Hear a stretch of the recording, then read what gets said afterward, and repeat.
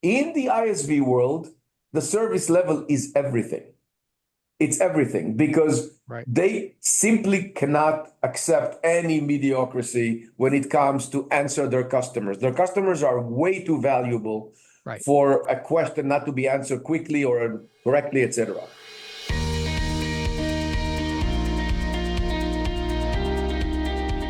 So Patty had a great episode today. Always enjoy having Moni doing some content with him. He's so fantastic, and I really enjoyed digging into his story. And I did a lot of things I didn't know about him that I found very interesting today. Yeah, I learned a lot from him today. I knew he, for example, was from Israel, but I didn't realize his French roots and his military experience, which seemed to have, really proved to have set him in a good position for what he's doing now. The tactical Yeah, planning and so forth. sure. Yeah. Well, and of course, also that led right into what he's doing in the payment space with, different Hmm. partnerships and things. So very interesting. And Well, then, that's what I mean in terms of the tactical planning. Yeah, right. the tactical planning for partnerships. Right. Yeah, it's great. So we have that one. Then, of course, we have our question from the field today with Rich Norton sharing his insights on how to sell payment processing. And then, Patty, tell us about the insiders a little bit. We have a new deal between Walmart and Fiserv, which is very interesting. I think James and I got into Yes. an interesting discussion there. I really liked your insights on that, James. Thank you. I Awesome. think Well, our listeners will too. yeah, awesome. And so today we do have, again, Moni from Deja Vu. Deja Vu is a paid sponsor. And so didn't pay to be on this particular podcast, but he's a paid sponsor. And so I always like to mention that ahead of time. And so it's great. I think it's a fantastic company and one that I think most of our listeners already work with to some extent. But we do want to promote some Right. of the things that they're talking about as well. But the podcast itself is sponsored by Nativia. And you can head over to nativia.com to learn more about that. With that being said, let's dive into this podcast episode. Hey everybody, Patty and I are here today with Moni Zanu, the CEO and founder of Deja Vu. How are you doing today, Moni? Doing great, James. Thanks very much, Patty. Nice to see you again. Nice to see you as well. So today we are talking about go-to-market strategies for the ISO, and specifically we're going to zero in on this idea of branding and the importance of having your brand out in the marketplace with your technology partner, and kind of highlighting some of the things that Moni and his team have built at Deja Vu. But before we dive into all of those specifics, Moni, I've never really gotten your full story on the podcast here, and I wanted to share that with our audience today. So I was hoping that maybe you could give us a little context. How did you first get into the payments industry? Tell us kind of the beginning of your story there. Okay. Well, I mean, it goes back into the reason I came to this country. So actually, I wanted to be a lawyer, believe it or not.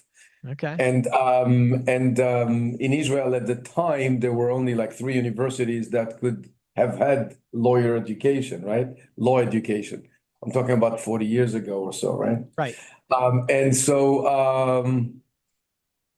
and it ended up I couldn't get what I wanted, so I decided to go to business. And then I flew to Paris. I tried to learn it for a few months, the language basically, because I speak the language, but I thought, okay, I need to be a little bit better.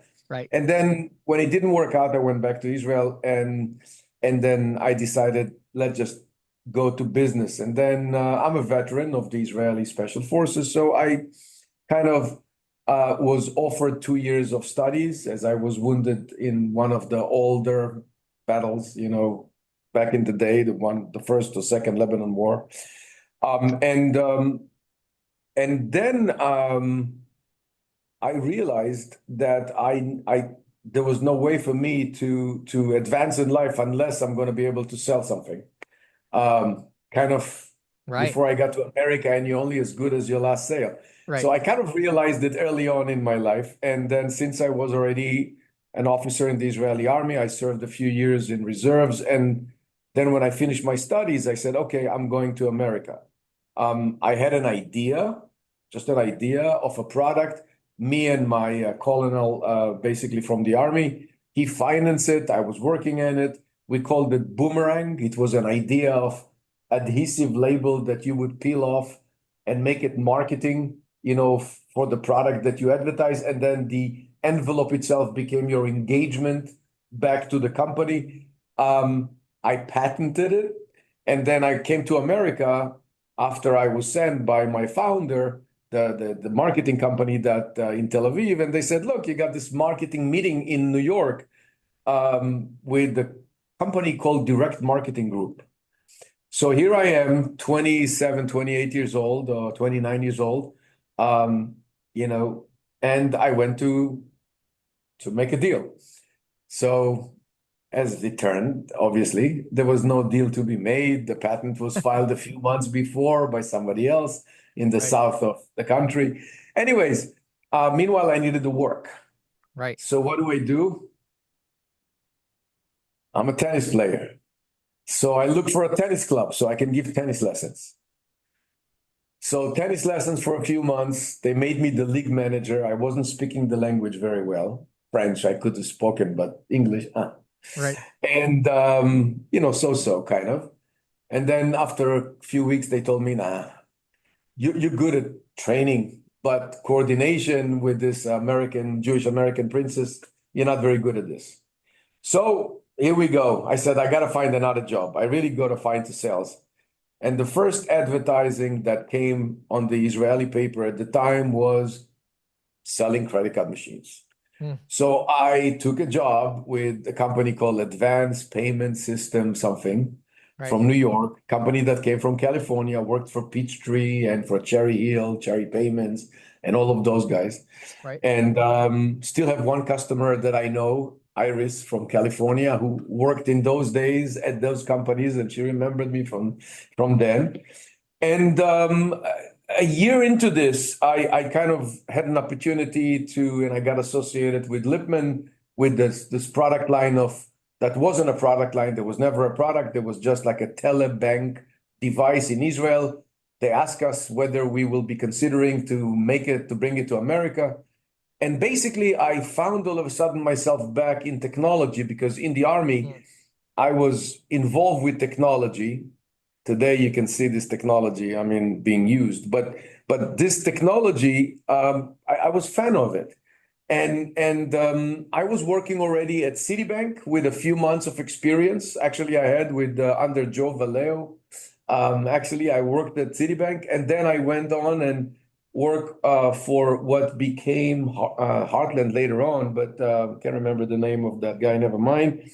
And then I switched. I Mm. switched to the technology side. I said, okay, no more ISO. Let me Right. go technology. And I was early on. I didn't really realize where the money was.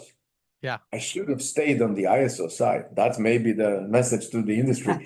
I should have been an ISO. I Right. could have been, I think, a pretty successful one. Because in my career, all I've done through the 30 something years is actually improve the experience of ISOs, kind of, right? Right. So, Right. yeah, and that got me into Lipman, that basically had a run of 15 years or so, 14, 15 years, where we sold, 1.5 million, 2 million devices, whatever. And I got to know the ISO community, later on the Right. ISV community.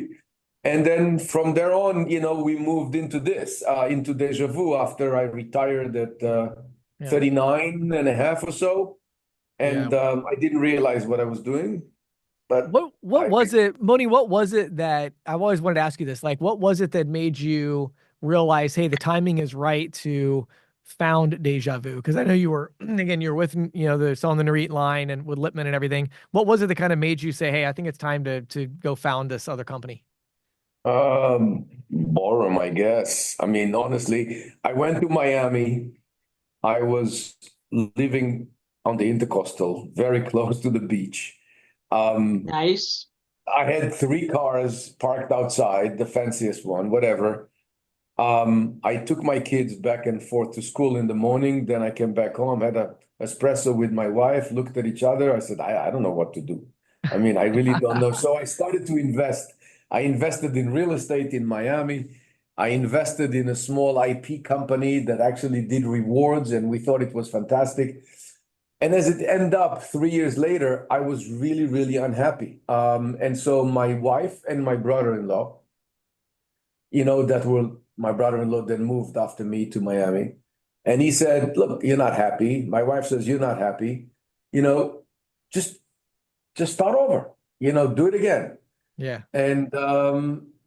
And then I said, yes, I'll do it. And I had an idea of what I wanted to do, Yeah. and I think what happened is that it evolved. I mean, we started at the difficult 2007, 8, 9 years. So all of a sudden, I mean, there was no money to be found. Right. So I invested all my money into it, to get started. Right. Then I had a very good client that invested, and unfortunately, his company ended up, bankrupting. But it's of no consequences of me. I mean, not because of us, because of what happened to him. But he gave us the big push into the industry and back.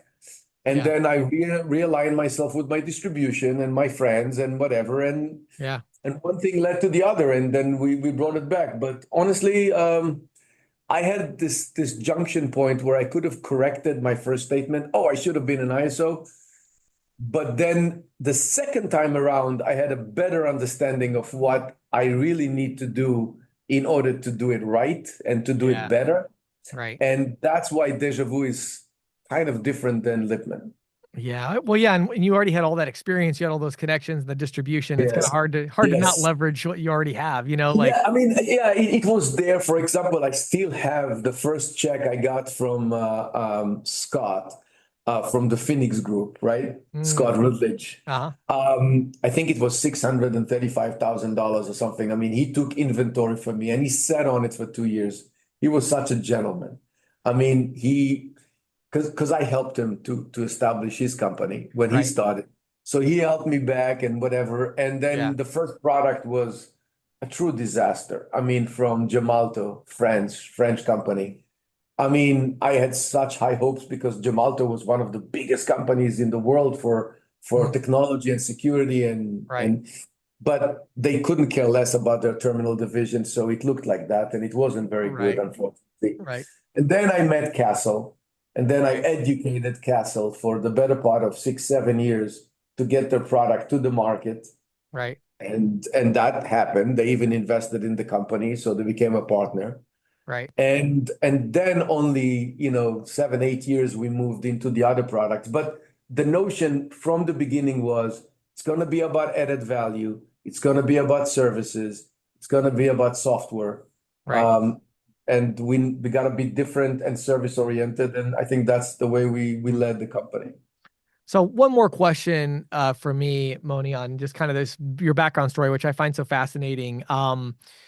You've accomplished so much already in your career. What do you care about now? The next 5 years? What do you want to look back at? 5 years from now, what do you want to look back at this time and say, that's what I did, that's what I accomplished? What's important to you these days? So it evolved. I mean, today I really think two ways. Today the company is approximately 250 people. So all of a sudden, there's a lot more. There's always been, I always trust my managers, but today I have to trust my managers. I mean, there's no way to micromanage anything, nor I am a micromanager. I mean, I'm really on the macro side and happy to see things happening. So two things. On a personal level, I got 4 kids working in the company now. So I want to see them grow to take responsibility. Today they have marketing, they have product, they have HR, and data analytics. So those are the areas that they're working on. Honestly, I would like all of them to understand sales better, to be involved with the market, because I think that's most valuable experience. So that's my goal for them, to be much more marketed and market oriented and touch a lot with the customers, etc. So that's the first thing. Second thing is, on the company, I would like to expand our offering to payment as service. I think we're doing a pretty good job on technology, a pretty good job on service. I think we're kind of spread to wherever we think ISO, ISVs needs us. I would like to be their fintech. I would like to be their solution provider, but I would like to better anticipate what they would need from me in a year or two from now. So that's what I'm doing right now. Right now, I'm betting that well, it's not a difficult bet, but you can see the movement of the larger single sign-in companies like ADN or Square or Right. even Clover if you want. I would like to uh, be able to give them a more complete product, the one that they can trust to be their only place they need to go to find all their need, the added value, the basic, even the underwriting. I would like to be able to give them some type of an underwriting tool that will API to theirs so they Right. can do the initial, CRM like and then Yeah. connection to me, and from me go and do their Right. individual, screening and final decision, etc. But I don't want them to re-enter their information to my system once it's approved. I would Right. like it to see it combined, and I would like to actually go ahead and give them also additional services. I mean, I would like for them to consider to take me completely as service. In other words, you send our terminal, you rent the terminal, you handle you do Right. everything for us. We just want to be the bankers. We want to have Right. the ownership on the merchant and manage and look. And when we need to look at the performance of these merchants, there's API or it's in your system so we Right. can see it. And that would be my Mm. goal. So you still see it as your vision is still like a processor agnostic type of a system, but just where you have the software and services to kind of, give them everything that they Yeah, need beyond just connecting yeah. the dots to the payments. I mean, I cannot not be a processor agnostic. I mean, I had an offering. I was a second from signing a contract that may have implied preference, Right. and I walked away from it with a lot of pain Yeah. because it was a good one. It was a Right. good one. It got everything that I wanted. I just told you, Right. payment as service on a silver plate, but Right. I would have to. I could have considered of taking sides. So what I would like to do is when you do such a service, let's suppose that you get one of those underwriters or these companies that is a processing that Right. gives you the full service.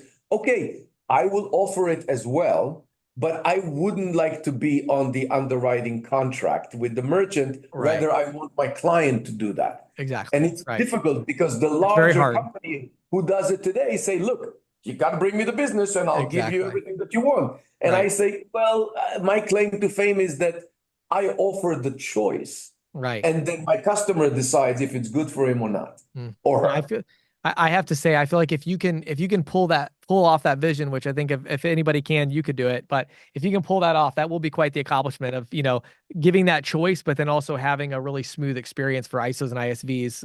So, That's the so, holy grail so, right now. so I was able to, I was able to be attractive enough for one company to take us and say, we're only giving, like literally on the one hand, this kind of contract to people to do what they call host to host, gateway to gateway. Right. Basically, you're not boarding on me, you're boarding on you, and it comes to me. Right. And I was one of them. And I cannot say the name of the company, but I can tell you it's one of the finest companies. They're fantastic, they're wonderful people.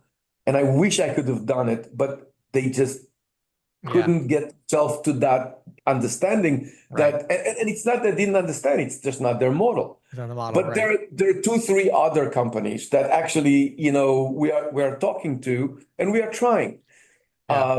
And I'm sure eventually somebody will wise Yeah. up and say, look, I For mean, sure. Moni has It's inevitable. 2,500 ISOs and agents and whatever. Right. If we tap to 1% of this and Right. and and they would prefer our solution, Right. we're winning. It's inevitable. Yeah. Yeah. It will happen. Yeah. Okay, let's shift gears a little bit and talk about Deja Vu white label. What Yeah. exactly does that look like? And what might make an ISO or an ISV a good candidate for this option? So, first of all, why do we need white label, right? I mean, so I think it's almost a continuation to we just spoke about it. I say that we need a single sign-in. I mean, I think our ISOs want to be a single sign-in. They want to pick up a lead from the internet, let's say for a tap to pay, a soft POS, and they want to turn it within 15, 20 minutes into an MID. And then they want to issue it and maybe hold the settlement for a day or two or three until they finish their underwriting. but immediately engage with that customer, right? And that's something that today 60-70% of my customers don't have that ability to do. Maybe 80% of the customers cannot do it. So if we give them that, and it's technology-wise, it's possible. However, it says deja vu there. It says IPOS pays. Now, the customer, the end user, the merchant who's actually just signed up for this, he's signing a contract with X company, and then he's getting technology from Y company. And when the terminals arrive, it's Z company. And then he goes on the gateway and it's another name. And then online could be somebody else. And now there's a little bit of a concern, you know? Right. So we come to alleviate this concern. We come and say, oh, look, you made the right choice. We cover you on all the technology, but take also your brand, apply it wherever possible. So your end user customer, the merchant, will have a cohesive view of everything that he's using is actually XYZ ISO or ISV. Mhm. That's the value of the branding. Now, what's the challenge? The challenge is to do it as less pain as possible, as painless as possible to both of us. Right. To them, Right. from a cost perspective, from a time to market, etc. And for us, from a maintenance and management perspective, I think we just perfected it. So now we're giving you your logo on your application in the terminal. We give you your access, your URL. You log in and it's your name up there. You send a multi-factor authentication and it's your name there on the email. You send a batch report or an end of day reporting and it's your name. And so all the experience, or you go to the website or to the web store, Apple or Google, and you pick up IPOS Go, but it doesn't say IPOS Go. It's a XYZ SoftPOS ISO. So it's your logo, it's your name all around, and we just doing the maintenance and the support for it. What about from the merchant perspective? I mean, I think you kind of covered this, but if you could just maybe delve a little bit deeper, why the branding? Yeah, the branding to the merchant is probably less important than the ISO, because the ISO need to sell it. But I think that if the merchant that getting the service, because the merchant today logs into the gateway, he looks at his transaction, he's doing they doing their online transaction, they doing soft POS, recurring payments. They also want to see a single company. Now, in some cases, the ISOs will service, and in other cases, in all cases, we are the backup for the service. So again, if all of us are on the same system and we all see the same data in the same time, we can service this customer best. So the merchant will have a better experience if we don't need to send them to 3 different directions for different products and different services. Moni, I'd love to hear your thoughts on the ISV side of things. I know this is an area where you have a lot of experience. I've actually been really surprised, and I'll be making some announcements down the road about some things that you and I are doing together on the ISV side. But what's been really interesting to me, Moni, is that when you actually try to go sell ISVs, what you realize very quickly is that they need hardware and they need gateway as well, and they need tap on phone, and like they need all these different things. And the fact that you guys have it all under one roof is a very significant advantage. I actually don't know of really other companies that have what you have there. So I'm kind of curious, number one, what are your thoughts on what the ISVs are needing and how you're partnering with them? And then secondly, how important is the branding for the ISO that wants to go after the ISV? So they want to go to the ISV and say, hey, we've got you covered with this technology. So maybe you could talk about those two things a little bit. Sure. So first of all, ISV requires obviously the integration, right? So you need to integrate to their system. So that's the key point. Now, for the better part of 10 years, we've been offering semi-integration solutions, secure payments. It's like SPIN, and that actually took nicely. I mean, we have 150 or so thousand of those merchants, used by about 500 or so ISVs. And so over the years, you could see that there used to be like a brick wall between payment and systems. No longer is the case. Now we have ISVs and ISOs, they're the same. ISVs expecting to get their own revenues. They from the payment side, from before they couldn't care less about that, right? Right. So integration was number one. So then we took the spin logic, made it compatible on our gateway, Right. and then added element of what we call deep linking, which now we have several, I mean, half a dozen, maybe more on the works of POS system that actually are run through our devices, on our devices, with the payment application deep linked into it. Right. So the response time is a lightning quick, and the integration is very easy. So the ISV now they get truly the best experience for their own software, where there's not even, in deep linking case, there's not even a call to the proxy, because it's all being done right there inside the device. Right. The flexibility that we offer, they have their own POS or iOS or whatever it is, their system that they're running. They have our terminals. They can put our soft POS on their NFC-driven devices. They can use our full stack on the terminal when they need it.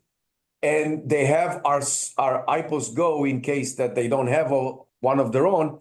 So we'll give it to them. So from that perspective, the integration is the extra. The second thing that is important is the service level. In the ISV world, the service level is everything.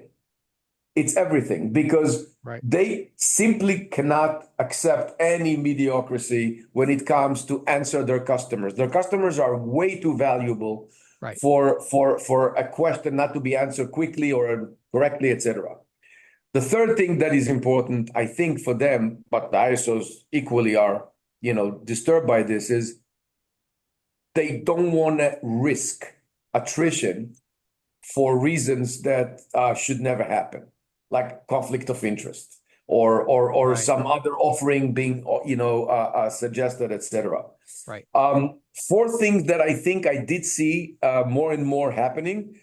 The ISVs actually want to market their package.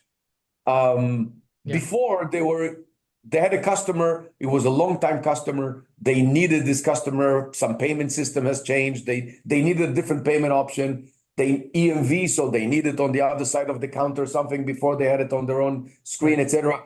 But now there's a big competition in the ISV world. There's a lot of system, there's a lot of offering. So now they want to market. So we've created marketing packages where they take our video, they take our marketing brochures, they take our tutorials, they take our advertising, our LinkedIn ads or whatever it is, and they rebrand it. And that's where the rebranding makes so much sense, because you have your OEM gateway, you have your white label, you have your marketing figured out. The support is come with the package. So you actually don't need to worry about support. If you need terminal support, anyhow, we do that. So that's good. Right. And so they have everything capsulated under a single company. I think the ISVs, especially the larger one or the smaller one for that matter, it's very important to them. And they want to know that the technology company they chose is just that, a technology and service company, nothing else. Yeah, no, I definitely agree with that. Moni, I always enjoy our conversations. This has been so interesting, and I'm sure I could go on for a lot longer. Before we kind of wrap this up, though, I wonder if you could take just a minute and just tell our audience about the Popup program. And before you share that, I do want to give this link because I worked it out with your team ahead of time. If you go to ccsalespro.com/deja vu, so that's ccsalespro.com/DEJ. what is that? AVOO. There you go. AVO. I was thinking of E for a minute. So yeah, great. So if you go to that link, ccsalespro.com/deja vu, there's a bunch of information there that the team put up to kind of all these things we've been talking about. So you can take a look at that. But then Moni, I wanted you to just share real quick about the pop-up program real quick before we end today. So the pop-up is something, it's a commitment we made. I mean, we started as a promotion, but then we realized it's more than a promotion. What is pop-up? Pop-up basically, actually, my daughter came up with the name. It's pretty cool. But but the pop-up name is the project is very simple. We telling our customers, look, you may have bought over the years from us thousands of terminals because we sold 2 million of them. And some of them are 10, 15, 16 years old. Okay. And it's possible that they're no longer fit. I mean, since EMV, maybe 2007, 8, 9. Right. I mean, we're talking about 14, 15 years, right? So you want to replace some of those, and you paid us once already. Indirectly, you paid your customer. So now we have new technology. Now we have much more advanced technology, more omni-channel technology.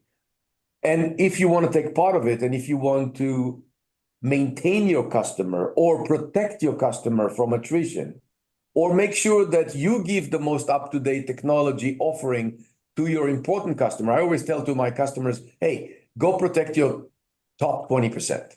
Right. That's where the pop-up's going to be good. You go actively and offer to your top 20 performers a pop-up. What is a pop-up?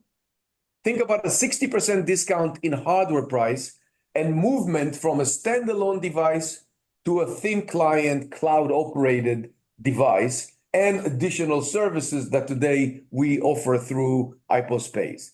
Yeah. So in the beginning, we thought, okay, pop-up will replace any Deja Vu terminal. But then our customers came to us and said, hey, what about those other terminals?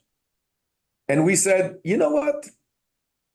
Let's put a system of trust of somehow, because we don't want to sell it as new terminals, but to replace an existing active MID, if you want to do it, then we will allow it to you too. So for example, just recently, there was an announcement from one of the ISO, I believe it was Card Connect, and they provided a list of items that or terminals that will not be supported after November. And should somebody still operate it, they'll charge them a one-time fee of $250 or something. As kind of, I didn't understand why, but or they can get a free cover. Right. So basically, here's an kind of almost like an attack on portfolios of ISOs. Right. Basically saying, look, you got to bring it to our side. Right. And you got to use our equipment because we control it better than. Or you're going to have to pay us a fee. It's like a little bit of a harsh position to be. So we immediately responded and said, or you can use the pop-up. Yeah. And then you need to replace the terminals anyway. Okay. It's not free, but how about $129 to protect an important customer and then come on our gateway and take the full services. And it's being responded fairly well. There are some that want to replace the few thousand, some that want to do just a few dozens or hundreds, and it's okay. Right. And but it's what I'm trying to say perhaps is that the pop-up is not a gimmick nor a promotion. It's a commitment to the market that at any given time, if you need to replace an existing equipment with a better equipment, and better service and better solution, Deja Vu will provide it to you at a 60% discount on the hardware for sure, to get you into the into that next level of service. Sure, love it. Well, again, for those go ahead, Patty. I'm sorry. Just so I can clarify from my mind, okay. So Moni, you're saying a 60% discount on any new hardware upgrade.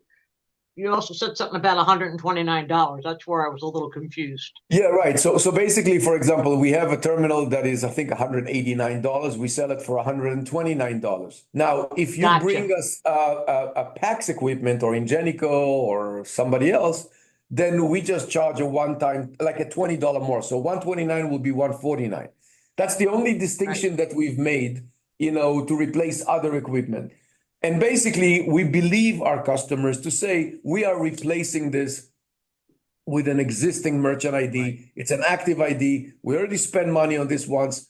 We're now updating it because we're doing it voluntarily ahead of time because it's our best strategy to maintain our portfolio. So we give that. If you sell a new merchant, you never had this before, then buy terminals from distribution or from us at regular prices, basically. Got it. Yeah. Okay. Gotcha. Well, for those that are watching, there's a little QR code on the screen that Moni was nice enough to put up there. No. But Oh, the no? QR code is for the white label. White label. So Got it. this QR code is for the white label, and Okay. hopefully with your information kit that you're going to send to Yes. your base, they will have also the pop-up promotion All that and in the there. white label. Yes. and everything else. Yes. Great. And again, for that, you can go to ccsalespro.com/deja-vu, DEJAVOO, right on the screen there as well. Moni, thank you so much for taking time to talk with us today and just sharing your story. I found it really interesting. I know our audience probably really enjoyed that as well, to learn a little more about, I hope about so. you. So I hope so. I hope so. I appreciate it. Well, Yes, Moni, I'm sure they did. James, So, didn't you for want to those say who- that you wanted to say something about our future plans, your future plan that you wanted to share? Do you want to still discuss that? not yet, but we'll get there. So that one will be Okay. coming out probably actually about the same time this one airs. We'll have an event talking more about that. I'm really excited to talk about that as well. All right. Okay. Very good. Okay. But for those who want to learn more, maybe you can, just one more time, give them a URL to go to learn more about Deja Vu. So basically, Deja Vu is dejavu.io. So www.dejavu.io. And then James said, the information. The Popup Program, right? /deja-vu. Sure. Exactly. That'll have And everything on I it. think we also have a Deja Vu on our website. There's going to be dejavu.io/James Shepherd. So when you get James Shepherd, okay. you'll get also a bunch of information. So if you go to the Deja Vu website, you'll find your It's all way there. to Pop-Up and white label and everything else. Yeah. Great stuff. Excellent. Moni, Thank as you. always, thank you so much for your time, Moni. Have a great day. And you two guys, Yeah. always nice talking to you. Enjoyed it much. This podcast is brought to you by Nativia. You can head over to nativia.com to check out what they have to offer. People ask me all the time, like, James, when should I reach out to Nativia? And right now, what I tell people is, if you're looking for banking services, you want to talk to Nativia. If you're looking to do residual sale, residual lending, anything on the finance side of raising capital for your ISO, or you're just looking for investors, you want to build out your ISO and scale it up. So if you're looking for capital for your ISO, Nativia is a great option there to reach out to Vlad. And you can even reach out to me directly. Let me know the situation. I'll kind of let you know if I think it's a good fit and make that introduction if you'd like. And so again, if you're in that position where you're building out your ISO, you're growing something at scale, it's a great idea to reach out to Nativia. And then, of course, as Vlad talked about in the last few episodes, they have these other kind of, sub ISOs and channel partnerships that would be a fit for you if you're an agent or those types of things. But I think going to Nativia direct at this point, for those of you, again, looking to raise capital, sell your residual, leverage your portfolio, really trying to scale and build something, I really think Nativia is a fantastic fit. So head over to nativia.com and check it out. Or again, you can email me directly and anytime and just let me know the situation. I'll be glad to make an intro for you. And now let's get back to our episode. Well, I'm back here with my good friend, Rich Norton. How you doing today, Rich? Doing fantastic. Great to talk with you. Absolutely. So, Rich, I want to talk today about the importance of the team culture. I know this is something you're very passionate about. And, I think for a lot of representatives in our industry today, they really don't have that, right? So they've come into the industry. Maybe it's a really good company that they're with, an honest company, but they just haven't had that level of support. So talk about, why do you believe that that's important? Why are you so passionate about the team approach? And then maybe share a little bit about how you structured that for those representatives in your own team. Absolutely. I think it's vital. I tell everybody coming into the industry the importance of being with the right company, a company that you can build upon. They have integrity. Your future is in good hands. You got wonderful leaders. But even more important than that, getting with a team that's going to take you by the hand from day one and teach you exactly how to do the business, whether you've been in sales, whether you've not been in sales, whether you've done merchant services, maybe you're doing it and you're not having much success. Because the story that I'm hearing all around the country, and I've talked to hundreds of representatives already, is, hey, my trainings basically watch this video and call me if you need anything. And I can't get a hold of anybody. And that's no knock on other companies. Some are Right. better than others. But especially if you're new, it's important to be part of a winning team because there's so much psychology behind what we do. It's amazing that you can literally drive out to an area and talk yourself out of success. You can drive by businesses and say, "Oh, I had a bad experience with that type of business. I'm not going to go in there. Right. They look like they're busy." And it's important to get that encouragement and that excitement and that motivation. So what I do for every representative that comes in, they're going to meet one of our executive team leaders. And in fact, I'm going to have you, I think you know some of them already. Of course. We'll introduce them on some of our videos. I want everybody to kind of get to know them and get their experience, their background. Charles Wright, Len Katz, and Brian Ehrlich, and other field leaders that we have around the country. But they will actually do an orientation with each representative going over their goals. What Right. do you want to accomplish? And first goal is to make in residual income what your lifestyle is. And they'll actually put together a plan, and we work with you on that, on how to get to that level.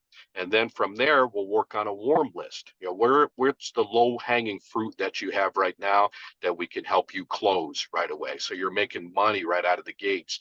And then we introduce them to a field leader, which that's exactly what the field leader will do. They're going to take them out in the field and they're going to show them 2 days, maybe 3 days if needed. And on the second or third day, they'll work together. And the goal is to get a merchant written up in their name. And that field leader is going to work with that representative, even if it's a 5-minute call every day. You know, they're going to be working with them, going over their day, what they need work on. It's so important that they have that coaching. And then on top of that, I put together a university with 18 videos. There's a quiz at the end of each video, covers every aspect, every phase of the business. And the real popular things that have propelled people to new levels are the sales blitzes that we're doing. In fact, we're getting ready to do another one.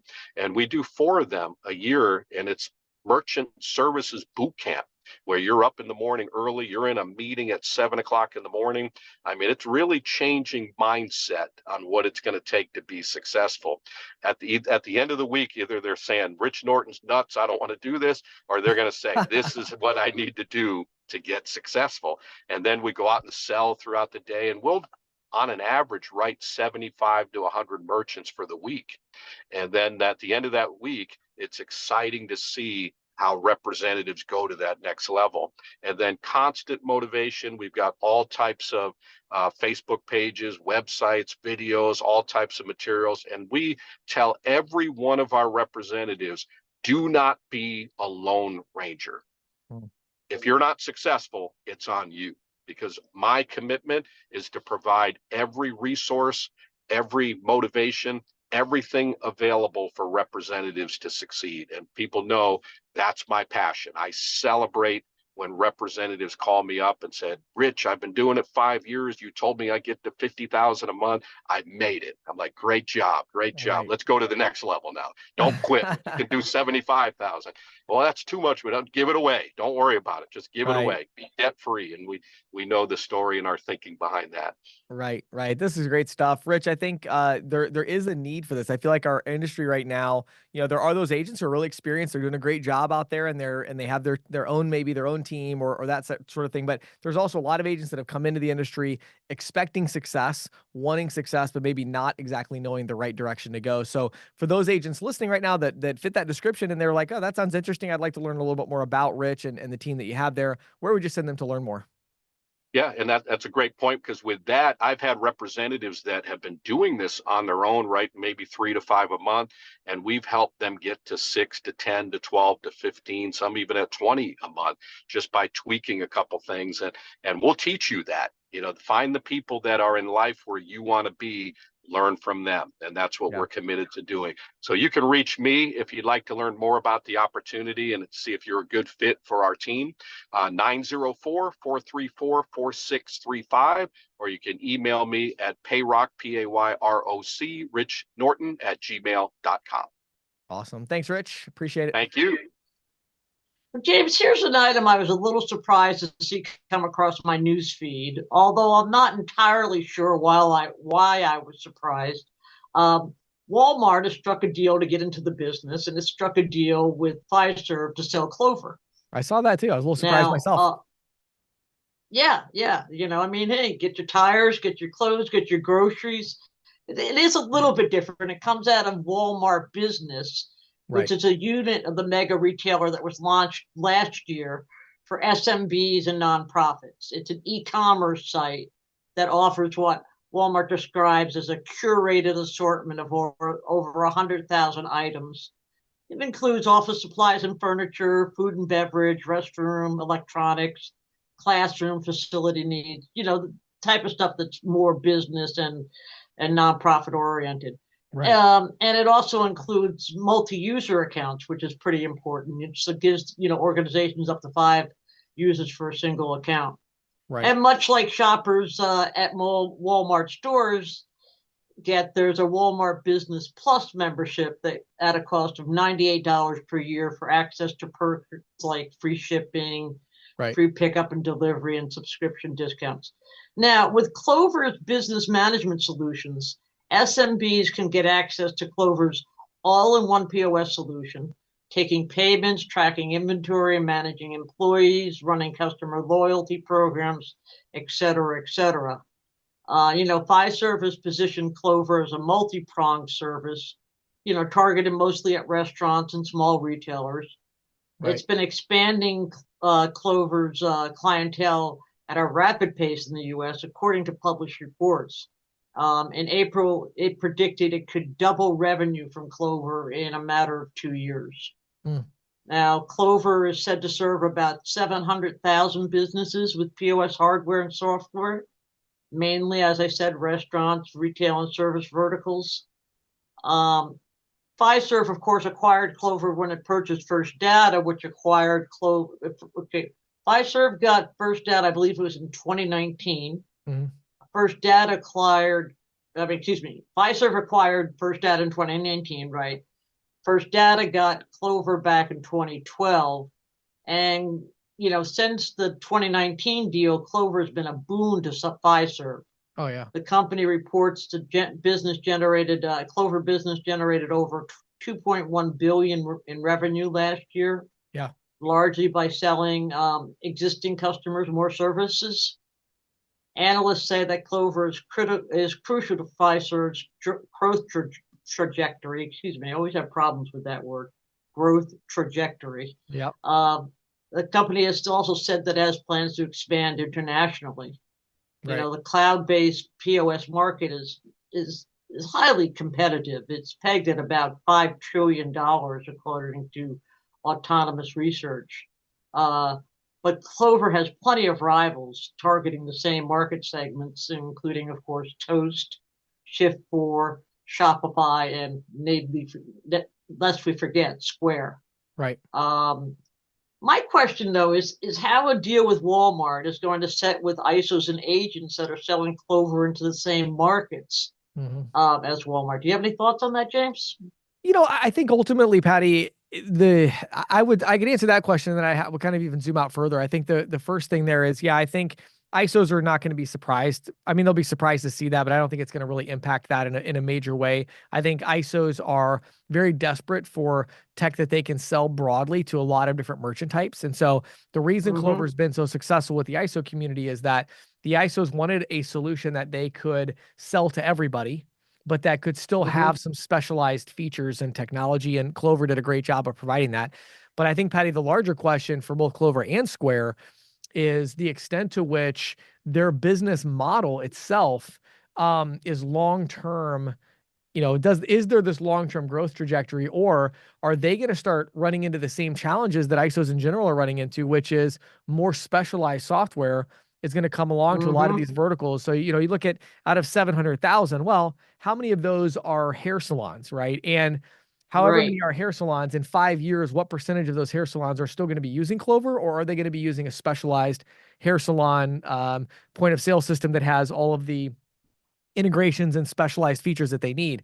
How many are, pizzerias. Well, is there going to be, are they going to all be switching to a company like Slice or one of these other point of sale that's specifically for that? So I think the larger question is, obviously the standalone terminal and the virtual terminal, it wasn't enough technology for businesses today. So we've seen this huge shift in this transition, but I believe that this transition is step one of two, which is like a holdover of like, yeah, for 5 or 10 years, this Clover Square idea is fantastic.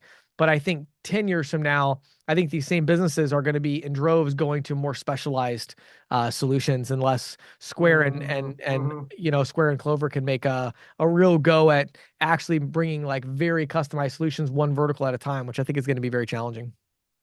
That's challenging, going one vertical at a time, especially for a big company like that, right? Yeah. Yeah. And I think deals like this with Walmart, it's like, I mean, obviously it's going to be hugely successful. Walmart's going to make a lot of money. Fiserv's going to make a lot of money.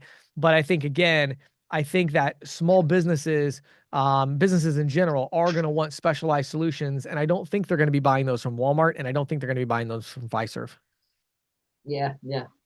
So Good that's my stuff. thought. Thanks, James. Yeah. Thank you, Patty.